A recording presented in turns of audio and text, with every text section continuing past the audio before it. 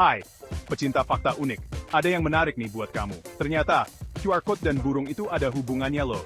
Gimana ceritanya? Jadi, pola kotak-kotak pada QR Code itu terinspirasi dari pola bulu burung. Para ilmuwan mempelajari bagaimana burung mengenali telur mereka sendiri melalui pola bulu yang unik, mirip seperti sidik jari kita. Dari situlah, ide QR Code muncul.